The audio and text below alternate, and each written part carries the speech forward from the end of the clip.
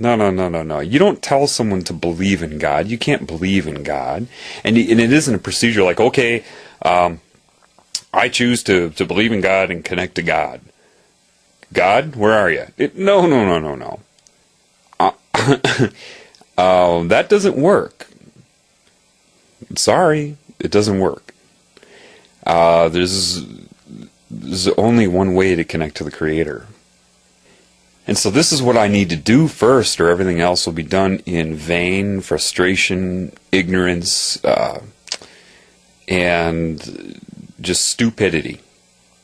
If I tell you the situation that you're in without enabling you first. Because if you're enabled, it will hardly even bother you. You see, how does a butterfly make it from South America to Canada when it makes that trip? How big is a butterfly's brain? Do you believe that it somehow stores the information in the form of memory and recall? No. That is what abundance means. It's connected to all of the energies involved with its creation. Therefore, it knows what it needs to do at any given time. That is abundance. I watch my cat, and my cat, though cats can become paranoid, is still way less paranoid than the average human. How do I know that? He can be still. You see, why is it you're all trying to keep yourselves busy? Why do they even call businesses businesses? Busyness? Busy as a bee? You think this beehive mentality is coming? No, you're already in the beehive. You're already being controlled by one giant consciousness. You're already bees. Look how you... everything you're set up to do, to pursue this goal, to do this, to do that. You can't stand to sit there without turning the TV on to occupy your mind, to help yourself move through time. Insanity is a disconnection from all of the energies, mainly love, that is responsible for your very existence. You're, of course, lied to here, and you're told love is, a relationship or an emotion. You can't define love, just one lie after another.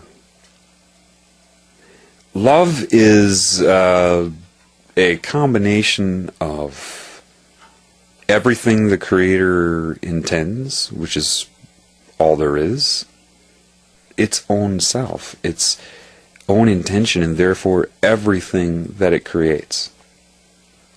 In one way, love is an intelligence, so far in advance of the mind that not even the speeds of your subconscious mind could observe the information.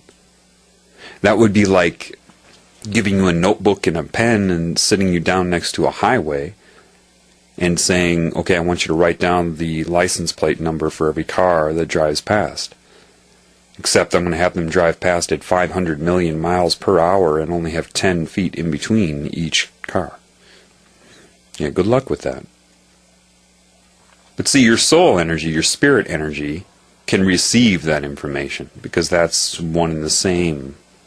The scalar relationship can see itself as I, below, above, all, everything. So it can interpret that, and then that interacts with your mind. The way the Creator will work with you is kind of like teamwork, where, if you're throwing sandbags in preparation for a hurricane, you hand it to one person and hands it to the other person and hands it to the other person, that type of thing. That type of interaction right now in this existence is kind of how that works. And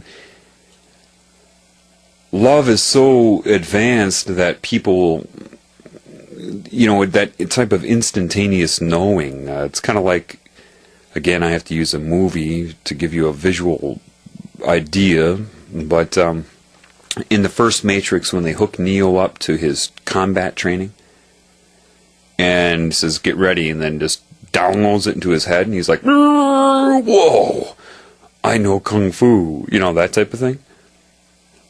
yeah, that's kind of what love is, but even faster than that.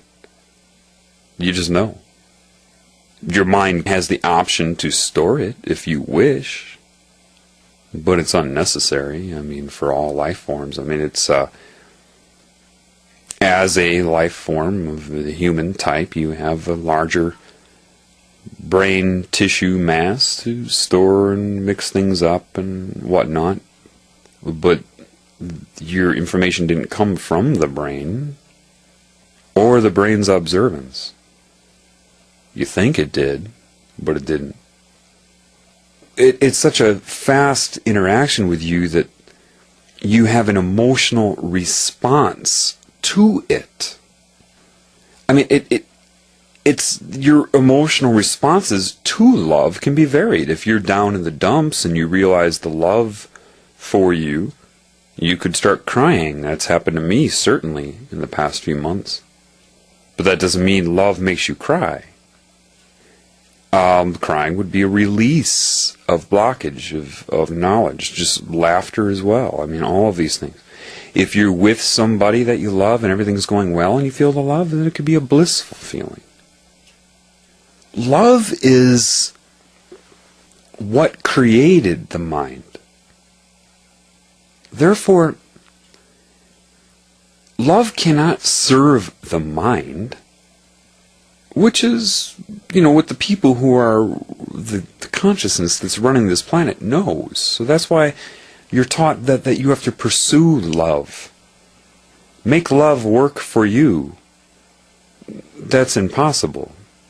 So you won't access love. You'll access replacements that they tell you is love. Magnetic attraction. Addiction to being in a relationship. Why are breakups so hard for you all? Because you're addicted to the person's presence. You have entrainment of vibration. Spend enough time with a person, you start to get on the same frequency, and then an exchange of energy. It's an addiction, just like an addiction to anything else. You need them to verify your own existence, and vice versa. None of that is love.